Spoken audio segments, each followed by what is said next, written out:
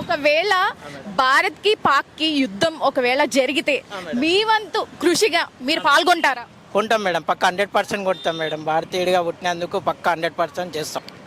ఇప్పుడు terrorist attack ఏదైతే పహల్గామ్లో జరిగిందో అది మంచి పని కాదు. ఎందుకంటే ఆ రకంగా చేయడం దుర్మార్గమైనటువంటిది. మానవత్వం అనేది లేకుండా, ఏమాత్రం మానవత్వం లేకుండా, మనుషులు అనేది గుర్తింపు లేకుండా, మతం పేరుతోటి ఫలానా మతం అంటేనే బాగుంది మా మతం, కానీ ఏ మతాన్ని గౌరవించిన వాడే ఆ పని చేస్తాడు. మతంలో ఏ మతంలో అయినా అన్ని మతాలు సమానము, సగర్వంగా ఉండాలని చెప్తాయి. కానీ ఒక మతాన్ని ఇంకొక మతాన్ని చంపాలని ఏ మతం చెప్పలేదు. సో వీళ్ళు దుర్మార్గులు ఏంటంటే పంచాతగాని కొడుకులు, మనుషులంటే గౌరవం లేని వాళ్ళు, జంతువులతో సమానం వాళ్ళు. సో ఆ విధంగా చేయడం అనేది చాలా తప్పు. వాళ్ళను కరెక్ట్గా అంటే వాళ్ళను చావగొట్టడమే కరెక్టు. వాళ్ళను ఎవరైతే శిక్షించారో వాళ్ళకి కరుణ దయ లేకుండా వాళ్ళను కఠినంగా శిక్షించడం అనేది నా ఉద్దేశం అండి. ఆల్రెడీ టిక్కా అనే ఆపరేషన్ ని అమలు చేస్తుంది మన మోడీ ప్రభుత్వం అనేది. సో మీరు ఇంకా ఎలాంటి చర్యలు తీసుకుంటే బాగుంటుందని అనుకుంటున్నారు? సర్జికల్ స్ట్రైక్ చేసి కరెక్ట్గా వాళ్ళని వేయాలని చెప్పేసి, ఎంతమంది అయితే దుర్మార్గులు ఉన్నారో అంతమందిని ఏమాత్రం కనికరం లేకుండా చంపాలని చెప్పేసి నేను కోరుకుంటున్నాను. ఇప్పుడు ఆ పెహల్గాము కింది నుంచి పైకి వెహికల్ కానీ ఏ రాస్తా కానీ పోదు అని చెప్పారు. పోదు అనుకున్నప్పుడు ప్రజెంట్ సెక్యూరిటీ సిస్టంలో అలాంటి కాడికి అది వెనక నుంచి పాకిస్తాన్ బార్డర్లు అన్నీ ఉన్నాయి. అన్నీ ఉన్నప్పుడు అక్కడ ఏమైనా మన సెక్యూరిటీ ల్యాబ్స్ కూడా కనిపిస్తుంది. అక్కడ ముందే ఒక పోస్ట్ పెట్టాల్సి ఉండే, అంటే ఛాన్సెస్ ఈజ్ దేర్ అన్నట్టు ఉంటుంది కదా. మన ఇంటెలిజెన్స్ ఫెయిల్యూర్ అనుకోవచ్చు ఒక రకంగా చెప్పాలంటే. ఇక ప్లస్ ఆరో సిచ్యువేషన్లు అంటే కిస్మత్, అది టైం బాగాలేక ఉంటుంది. కాకపోతే మనం అయిన దానికంటే కాకముందు చేసుకుంటే బాగుంటుండేమో అని అనిపిస్తుంది. ఇక ఇప్పుడు పాకిస్తాన్ వైజ్గా చూసుకుంటే అది ఎప్పటి నుంచో ఉంది. అది బార్డర్లో ఉన్న స్టేట్ అన్నప్పుడు ఎలాంటి జరగవచ్చు అన్నప్పుడు కొంచెం జాగ్రత్త ఉండడే మంచిది. ఇప్పుడు ఇది మాత్రం చాలా బాధపడాల్సిన విషయం. అది ఎవరిదైనా ప్రాణమే. రేపు మనం 26 అని కాదండి, ఒక సింగిల్ మ్యాన్ ప్రాణం కూడా తీసుకురాలేమండి. ప్రాణం తీసుకురాలేమండి. కొన్ని కోట్లు, వేల కోట్లు సంపాదించవచ్చు, కానీ ఒక మనిషి ప్రాణం అనేది తీసుకురాలేము. అది చాలా ఇంపార్టెంట్. కాకపోతే కొంచెం దీని మీద యాక్షన్, రేపు యుద్ధం వస్తుందా లేదా అనేది అది పెద్దల విషయం, మనకు తెలియదు. కానీ పాక్తో యుద్ధం వస్తుంది అనుకుంటున్నారా? అది పెద్దల విషయాన్ని మనం చెప్పలేము. మన దాని మీద కామెంట్ కూడా ఏం చేయలేము. గవర్నమెంట్ ఎలాంటి చర్యలు తీసుకుంటే బాగుంటుంది అనుకుంటున్నారు? మనం అనుకోవడం కంటే పెద్దవాళ్ళు చాలా ఎక్కువ ఆలోచిస్తారండి. ఇక్కడ వాళ్ళకుండే ఇంటర్నేషనల్ వైజ్గా, నేషనల్ వైడ్గా, ఇప్పుడు మోడీ గారు అవుతుంది, అమిత్ షా గారు అవుతుంది, చాలా వాళ్ళకి నిద్ర పట్టదు నాకు తెలుసు. వాళ్ళు 24 అవర్స్లో, అంటే ఒక భారతీయుడిగా దేశమంతా కూడా ఒక్కసారిగా ఉలిక్కిపడింది దాడి తర్వాత. సో ఒక సిటిజన్గా మీరు ఎలా ఫీల్ అవుతున్నారు? అంటే ఎలాంటి ప్రభావం ఉంటుంది తర్వాత ఒకవేళ ఇలాంటి ఘటనలు జరగకుండా ఫ్యూచర్లో మనము ఎలాంటి ప్రణాళిక చేసుకోవాలని కోరుకుంటున్నారు మీరు? ఇప్పుడు ఇలాంటివి జరగడం ఒకటి బాధాకరం ఉంది. నెక్స్ట్ ఇంకోటి ఏంటంటే ఇలాంటివి జరగకుంటుండడం కోసం ముందే మనకు సొంతగా ప్లాన్ చేసుకొని ఇంటెలిజెన్స్ వ్యవస్థను కానీ, పోలీస్ వ్యవస్థను కానీ, మన బార్డర్ సెక్యూరిటీ ఫోర్స్ కానీ వాళ్ళకు కొంచెం ఇండిపెండెంట్గా పవర్స్ ఇచ్చి, అంటే పై వాళ్ళు చెప్పేంత వరకు వాళ్ళు వెయిట్ చేసేంత టైం ఇవ్వకుండా, అరే మనం ఇది చేయాలంటే ఇప్పుడు పై వాళ్ళు మనకు పర్మిషన్ ఇవ్వాలి కదా అని కొన్ని సిచ్యువేషన్లో వాళ్ళు ఆలోచిస్తుంటారు. అలాంటి ఆలోచించకుండా వాళ్ళకు కొంచెం ఫ్రీ మెథడ్స్ ఇచ్చేయాలి. ఇచ్చేసేసి కొంచెం సెక్యూరిటీ ఎక్స్పాండ్ చేసుకుంటే బాగానే ఉంటుంది. ఫ్యూచర్లో రాకుండా చూసుకోవాలి. ఎందుకంటే ఇలాంటి పరిస్థితి ఇక్కడ కాదు, ఎక్కడ కూడా రాకూడదు, ఎవరికి రాకూడదు, ఏ దేశంలో రాకూడదు.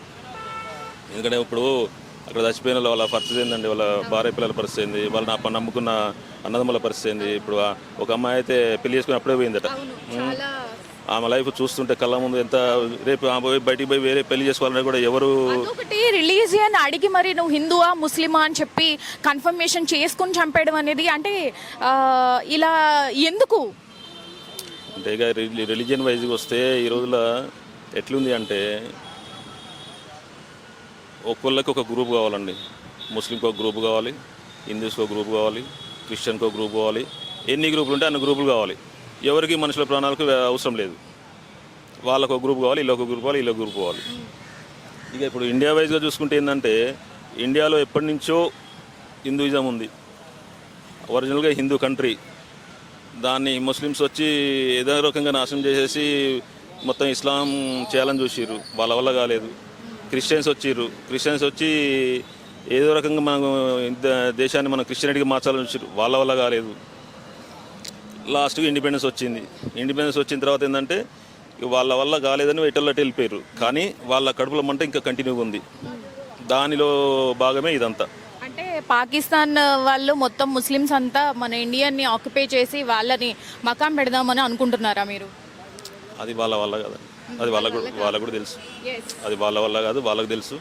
కాకపోతే ఎట్లుంటుందంటే ఇప్పుడు ఏదో గంభీరంగా ఉండాలిగా. ఇప్పుడు నేను ఒట్టిగట్ల పోతుంటే ఎవడేమంటాడో భయంతో లోపల భయం అవుతుంటుంది. కొంచెం గట్టిగా పోతుందంటే అమ్మ వీడెవడున్నాడు వాళ్ళు భయపడతారు కదా అని ఉద్దేశం. కానీ ఇక్కడ భయపడలే వాళ్ళు లేరు. ఏదో పోనీ వాళ్ళ బతాలు బతుకురు అని ఇండియన్స్ అంత ఊకుంటారు. కానీ వాస్తవంగా హిందూ ముస్లిం అని పక్క పెడితే కరెక్ట్గా ఇండియన్ తెలుసుకుంటే 2 రోజులు 1 నిమిషం పట్టదండి. అందరికీ తెలుసు, వాళ్ళకు కూడా తెలుసు, ఇంటర్నేషనల్ ఐక్యరాజ్యంతో సహా అందరికీ తెలుసు. కాకపోతే మనకు ఇండియాకి ప్రపంచంలో ఒక మంచి పేరు. ఇప్పుడు మోడీ సార్ కూడా కొంచెం ఫ్యూచరు, ఆయన చేసిన పనిలో కూడా ప్రపంచ వైజ్గా మంచి ఒక స్పెషాలిటీ అనేది ఉంది. కాబట్టి వాళ్ళకి తెలిసిందంటే వీళ్ళు యుద్ధానికి రారు అని. ఎందుకంటే మేము ఎదవలమే, వీళ్ళు అట్లా కాదు కాబట్టి మనం ఏం చేసి నడుతుంది అని అనుకుంటారు. మంచోనికి ఎప్పటికైనా ఎంత మంచోడికైనా ఒకసారి కోపం వస్తుంది. ఇప్పుడు ధర్మరాజు అంటోడే ఒక టైంలో సిచ్యువేషన్ వచ్చినప్పుడు రియాక్ట్ అవ్వాల్సిన పరిస్థితి వచ్చినప్పుడు ఖచ్చితంగా అది అవుతారు అని దేశానికి ప్రపంచానికి తెలుసు. కాకపోతే ఇన్సిడెంట్ మాత్రం వెరీ బ్యాడ్ అండి. ఈ దాడికి నార్మల్గా మతాన్ని టార్గెట్ చేయడం అనేది, అంటే ముస్లిమ్స్లో కూడా మంచి వాళ్ళు ఉంటారు, చెడ్డవాళ్ళు కూడా ఉంటారు, బట్ మతాన్ని టార్గెట్ చేయడం కరెక్ట్ అంటారా మీ దృష్టిలో? ఇప్పుడు మతం అంటే మేడం, ఇప్పుడు 3 పూటల తిండి ఉంటే ప్రతి ఒక్కరికి ముస్లిం గుర్తొస్తుంది, క్యాస్ట్ గుర్తొస్తుంది, గొప్పతనం గుర్తొస్తుంది, నేను పెద్ద వీరుని శూర్యుని అని గుర్తొస్తాయి. అదే తిండి లేదనుకో మూసుకొని వాడు పని చేసుకుంటాడు. ఇప్పుడు పరిస్థితి ఏంటంటే కొంతమంది దగ్గర డబ్బులు ఉన్నాయి, వాళ్ళకు గ్రూప్ కావాలి, వాళ్ళు నడిపిస్తున్న చర్యలు ఇది. పాకిస్తాన్లో కూడా ఆల్మోస్ట్ 100% వాళ్ళకు ప్రతి ఒక్కరు శత్రువులాగా ఉండరు. వాడికి అసలు ఏం తెలియదు, అది ఏమైందట అంటే అన్న ఏమైందనే పరిస్థితులు కూడా మనుషులు కూడా ఉంటారు. కాకపోతే ఇక ఇంటర్నేషనల్ వైడ్గా చూసినప్పుడు ఈ దేశంలో బతుకుతున్నప్పుడు వాళ్ళు దాన్ని భరించాల్సిందే, మంచిగా నడిచేయడమైనా.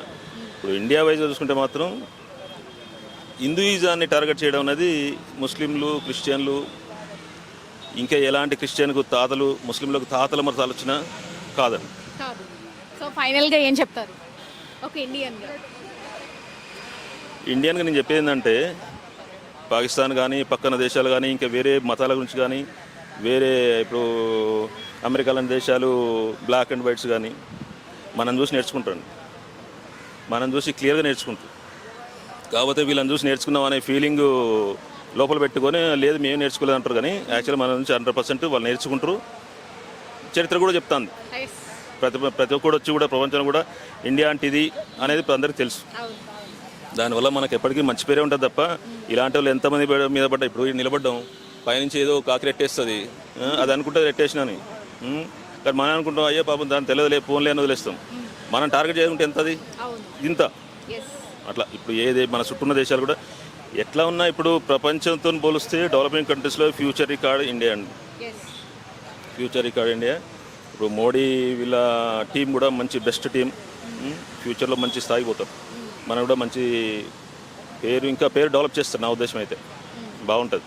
So Pahalgam attack, terrorist attack, ఉగ్రదాడి అనేది మనము రోజు న్యూస్లో కానీ యూట్యూబ్లో కానీ సోషల్ మీడియాలో కానీ వింటూనే ఉన్నాం. చాలా మంది కళ్ళు ఆ ఘటన మీదే ఉన్నాయి. సో ఒక భారతీయుడిగా, ఒక సిటిజన్గా ఏం చెప్తారు?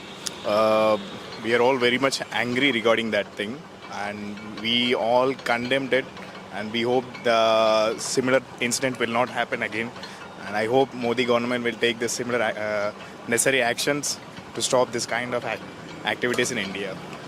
So as an Indian, I wish there should not be any attacks on any other Indian or any other citizen, even from the army.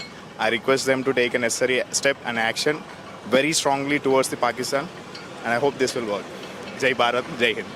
So మీరు పెహల్గామ్ ఉగ్ర దాడి గురించి విన్నారా?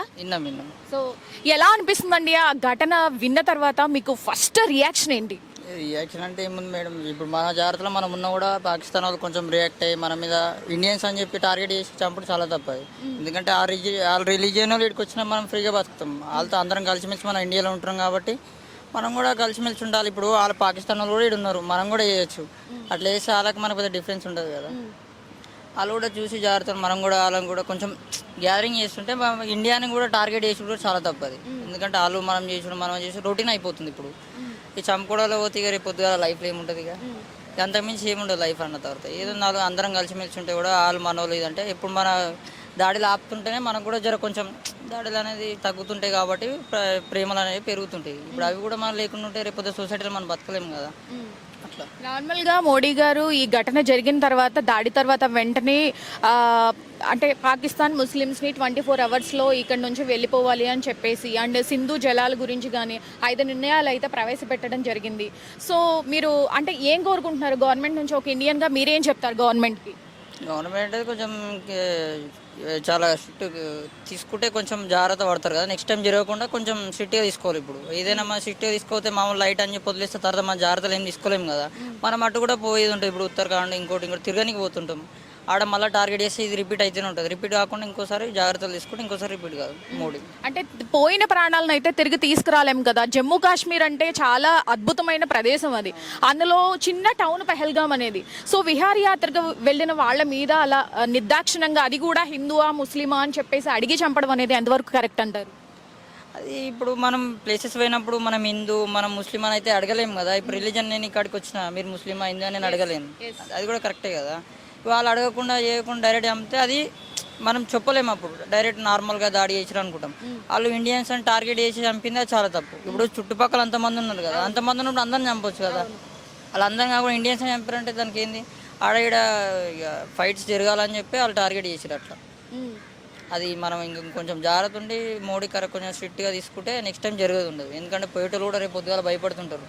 అట్లా అది జరగకుండా ముందే జాగ్రత్తలు తీసుకుంటే తర్వాత మనకు కూడా ఫ్రీగా ఉంటుంది, పోనీకని ఒక ఛాయిస్ ఉంటుంది. So Pahalgam attack, terrorist attack గురించి మీరు విన్నారా? విన్నాను మేడం. ఓకే. సో దేశ భద్రతపై ఇలాంటి ఘటన తర్వాత ఎలాంటి ప్రభావం ఉంటుందని మీరు అనుకుంటున్నారు? ఏమో మేడం, దానికోసం అయితే తెలియదు కానీ అలాగే పాకిస్తాన్కి అయితే బుద్ధి అయితే చెప్పాలి మేడం కంపల్సరీ మనము. అట్లా గవర్నమెంట్ ని మీరు ఎలాంటి చర్యలు తీసుకుంటే బాగుంటుందని అనుకుంటున్నారు? గవర్నమెంట్ అంటే అంత ఐడియా లేదు మేడం నాకు. దాని ఆల్రెడీ 5 నిర్ణయాలు అయితే ప్రవేశపెట్టారు కదా మనకి. సింధు డ్యామ్ ని గానీ, తర్వాత ఎవరైతే పాకిస్తాన్ ముస్లిమ్స్ ఉన్నారో వాళ్ళని వెళ్ళగొట్టేయడం గానీ, 24 hours లో వెళ్ళమని చెప్పేసి కొన్ని నిర్ణయాలు అయితే ప్రవేశపెట్టారు.